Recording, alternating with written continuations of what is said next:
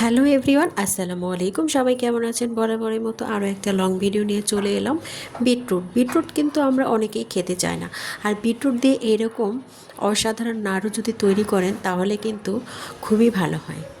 যাদের এই বিটরুট খেতে মন চায় না, কিন্তু এরকম করে তৈরি করলে তারাও কিন্তু চেটেপুটে খেয়ে নেবে।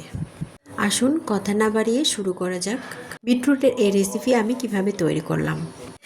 বিটরুটকে প্রথমে আমি ছাল ছাড়িয়ে সুন্দরভাবে ধুয়ে নিয়েছি, আর এখানে স্লাইস করে ছোট ছোট টুকরো করে আমি কেটে নিয়েছি।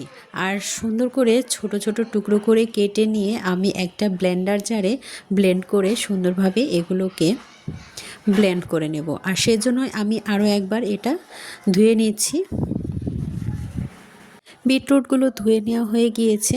এখন আমি ব্লেন্ডার জারে দিয়ে সুন্দরভাবে ব্লেন্ড করে নেব। আর ব্লেন্ড করে নেওয়ার পরে আমি ছাকনা দিয়ে সুন্দরভাবে এটাকে ছেঁকে শুধু রস বের করে নেব। আর রসটায় আমি এটা ব্যবহার করব। বিটরুটের রস বের করে বাকি অংশগুলো ফেলে দেব না, তবে একটা রেসিপি তৈরি করব, আর এই রেসিপিটা আমি অন্য একটা ভিডিওতে শেয়ার করব। বিটরুটের রস বের করে নেওয়া হয়ে গিয়েছে। চুলায় একটি ফ্রাই প্যান বসিয়ে দিয়েছি, আর তাওয়াটা একটু গরম হয়ে গেলেই তখন আমি 2 চামচ ঘি দিয়ে দিয়েছি। আর ঘিটা একটু গরম হয়ে গেলেই দুটো দারচিনি আর দুটো এলাচ দিয়ে আমি সুন্দরভাবে ভেজে নেব।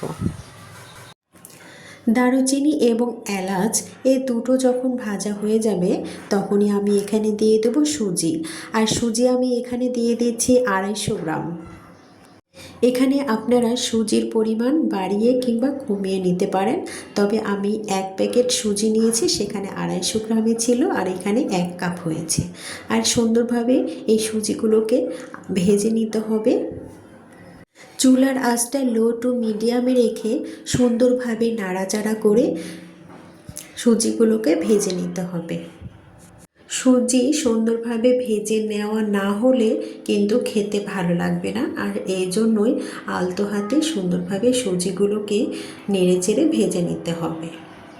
বিটরুট কিন্তু অনেকেই খেতে চায় না লাল বলে, আর লাল এই বিটরুট কিন্তু একটু গন্ধ লাগে, আর সেজন্যই এই বিটরুটটা খেতে চায় না। কিন্তু বিটরুটে অনেক ভিটামিন থাকে, আর এইরকম করে রান্না করে দিলে কিন্তু বিটরুট অনায়াসে খেয়ে ফেলবে। সুজিগুলো সুন্দরভাবে নাড়াচাড়া করে আমি এখানে 1 কাপ গুঁড়ো দুধ অ্যাড করে দেব, আর গুঁড়ো দুধ দিয়ে সুন্দরভাবে আরেকটু নাড়াচাড়া করে নেব। এখানে লিকুইড দুধ দেওয়া যাবে না, তবে এখানে গুঁড়ো দুধটাই দিতে হবে। দিয়ে সুন্দরভাবে নাড়াচাড়া করে নিতে হবে। সুজি এবং গুঁড়ো দুধ নাড়াচাড়া করে নিয়ে এরপর আমি পরিমাণ মতো চিনি দিয়ে দিচ্ছি, আর চিনির পরিমাণটা আপনারা স্বাদ মতো দিয়ে দিবেন, তবে আমি এখানে 1 কাপ পরিমাণ চিনি এখানে দিয়েছি। দিয়ে আরেকটু সুন্দরভাবে আমি সবগুলো উপকরণই নাড়াচাড়া করে নিচ্ছি। সুজিগুলো অনেক সুন্দরভাবে ভেজে নেওয়া হয়ে গিয়েছে।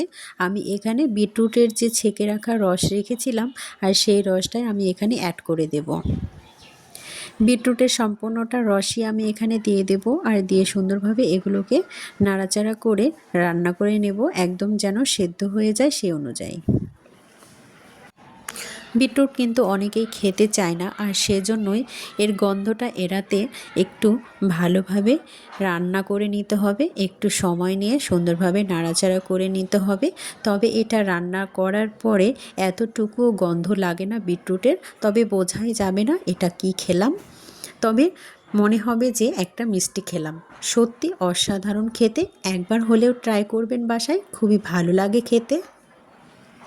ভিডিওর এই পর্যন্ত যারা চলে এসেছেন একটা লাইক দিতে ভুলে গিয়েছেন, একটা লাইক দিয়ে পুরো ভিডিওটা স্টার্ট করার অনুরোধ রইল। আর নতুন বন্ধুরা যারা আমার চ্যানেলে চলে এসেছেন অলরেডি, অবশ্যই চ্যানেলটি সাবস্ক্রাইব করে পাশে থাকবেন, আর পাশে থাকা বেল নোটিফিকেশন অল করে রাখবেন, তাহলে আমার নিত্য নতুন ভিডিওগুলো, ইউনিক ভিডিও রেসিপিগুলো চলে যাবে সবার আগে আপনার কাছে। আর ইউনিক রেসিপি পেতে অবশ্যই আমার চ্যানেলের সাথেই থাকবেন, এবং আমার চ্যানেলে সবসময় চোখ রাখবেন, তাহলে পেয়ে যাবেন ইউনিক রেসিপি। বিটরুট এবং সুজি অনেক সুন্দরভাবে নাড়াচাড়া করে নিচ্ছি, তবে পানিটা শুকিয়ে না যাওয়া পর্যন্ত এভাবে অনবরত চুলা আঁচটা মিডিয়াম টু লো রেখে নাড়াচাড়া করে নিতে হবে। আর সুন্দরভাবে নাড়াচাড়া করে যখন একটু শক্ত হয়ে আসবে তখনই এটাকে উঠিয়ে নিতে হবে, আর সে পর্যন্ত নাড়াচাড়াই করতে থাকতে হবে। সুজি এবং বিটরুট অনেক সুন্দর শক্ত হয়ে গিয়েছে, দেখুন আমার এই রেসিপিটি তৈরি হয়ে গিয়েছে। আমি একটা পাত্রে এগুলোকে ঢেলে নেব, আর সেজন্যই আমি একটা পাত্র রেখেছি আর এখানে আমি ঢেলে নিচ্ছি। ঢেলে নেওয়ার পরে এখানে একটু ঠান্ডা করে নিতে হবে, আর হাতে কিন্তু অনেক তাপ লাগবে, আর সেজন্য একটু ঠান্ডা করে নিতে হবে। কেমন লাগলো আমার এই ভিডিওটি অবশ্যই কমেন্ট বক্সে জানাতে ভুলবেন না। আর কেমন রেসিপি আপনারা দেখতে চান অবশ্যই কমেন্ট বক্সে জানাবেন। আর অনেক গরম ছিল, তারপরও আমি কিন্তু এটা সুন্দরভাবে শেপ দিয়ে নিয়েছি। আর এগুলোকে আমি গোল গোল শেপ দিয়ে নিচ্ছি, তবে অনেকেই চ্যাপ্টা করে শেপ দিতে পারেন কিংবা অন্যরকম শেপ দিতে পারেন, তবে আমি এখানে গোল গোল করে মিষ্টির মতো করে শেপ দিয়ে নিচ্ছি। খেতে কিন্তু অসাধারণ লাগে, দেখতে যেমনটা সুন্দর খেতে কিন্তু তেমনটাই মজা। সম্পূর্ণটা শেপ দিয়ে নিয়ে আমি ফিরে আসছি।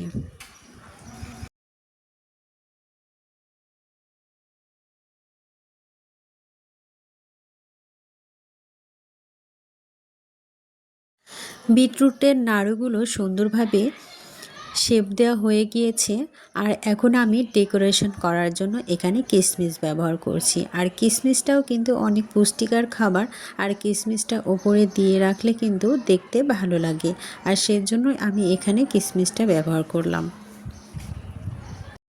দেখুন কতটা লোভনীয় লাগছে দেখতে, খুবই সুন্দর এবং কালারফুল একটা রেসিপি। যাকে দিবেন তারই খুবই ভালো লাগবে এবং এই রেসিপির প্রেমে পড়ে যাবে, বারবার রিকোয়েস্ট আসবে আমি এই রেসিপি খেতে চাই। অনেক মজার এই রেসিপিটি। এমন মজার রেসিপি এবং ইউনিক ইউনিক রেসিপি পেতে অবশ্যই আমার চ্যানেলের সাথেই থাকবেন।